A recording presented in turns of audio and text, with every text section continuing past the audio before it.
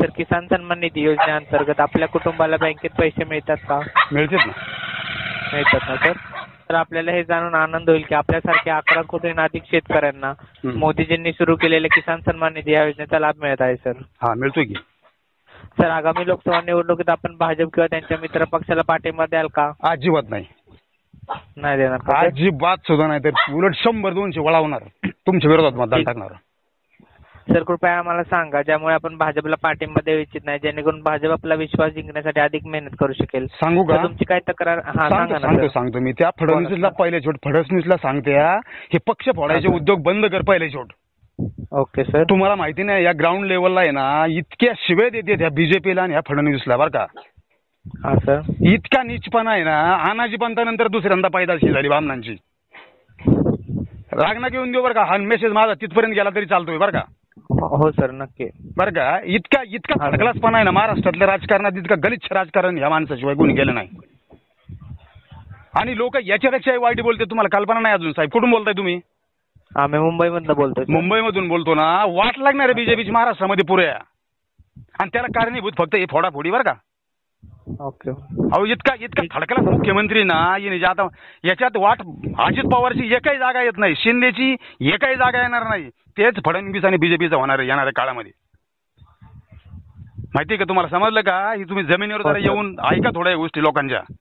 हो सर. आणि कशीच ही झळ भरून निघणार नाही. ह्यो पक्ष फोड, तो पक्ष फोड. काल ते शिवसेनेचा फोडला. आम्ही कुठल्या पार्टी पक्षाचे नाहीत बरं का. हा सर. काय आम्ही एक सामान्य माणसं आहेत, एकदम सामान्य तळागाळातले माणसं. सर मी तुमची तक्रार नोंद करून घेतो. आणि इतका थडकलासपणा बंद कर म्हणावं तू. हे लोक फोडाफोडीचे राजकारण आहे ना. मी मराठा आहे बरं का. दुसरी गोष्ट सांगतो मी. हा सर. हे जे चुत्या बनवायचं काम चाललं ना 10% कुणी मागितलं 10% बीजेपीला होय. हा सर. बोला माझ्या बरोबर बरं का. तुम्ही बोला जरा मला धगधग थोडी कमी होईल माझी. हा बोला ना सर ऐकतोय. मला सांगा तुम्ही 10% आरक्षण फडणवीसला कुणी मागितलं होतं?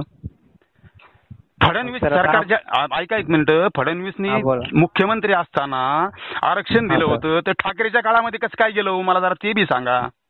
वकिलांना परत जाऊन तिथं सांगतोय हा अनाजी पंत की तू बाबा त्याला रोख परत या गोष्टीला. इतका चुत्यात काढतो महाराष्ट्र. सगळं समजतंय खालच्या लेवलला लोकांना. अनफड लोक समाज राहिलेला नाही कुठलाच. याची किंमत बीजेपीला चुकतीच करावी लागेल बरं का. सर मी तुमची तक्रार नोंद करून घेतो सर. हा नाही अगदी व्हिडिओ ऑडिओ केला तरी अडचण नाही आपली बिलकुल बी. हो तुमचं काय प्रॉब्लेम आहेत ना सर ते आम्ही वरपर्यंत पोहोचवण्याचं काम करतो. आमचे प्रॉब्लेम एवढेच आहेत की यांनी नीचपणा सोडावा. जरा राजकारण जरा चांगलं करावं. वाजपेयीचं गव्हर्नमेंट आज नितीन गडकरी सारखा माणूस जर देशाचा पंतप्रधान घोषित केला ना तर 400+ होईन बरं का. नाहीतर 150+ सुद्धा बीजेपीच्या वाट्याला येत नाही. देशामधली गोष्ट सांगतो मी.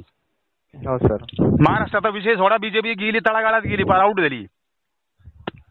आणि मी नगरमधून बोलतोय लक्षात घ्या बरं का. अहमदनगर ना सर. नगरमधून बोलतोय मी. सुजय विखे तुमचा 2 लाखांनी पडन. किती लाखांनी पडन? 2 लाखांनी. 2 लाखाच्या अंतराने तुमचा सुजय विखे पडणार आहे बीजेपीचा. 50 पक्ष फिरून आला आणि लोकांना काहीतरी चोत्यात बनवतोय. साखर वाट कुठं, डाळीचं वाट कुठं, गुळाचं वाट. यांनी लोकांची मतं फिरतात का हो? परत हा इकडे उत्तरेकडे आला नाही. हा माणूस फिरून सुद्धा बघितलं सुद्धा नाही इकडे.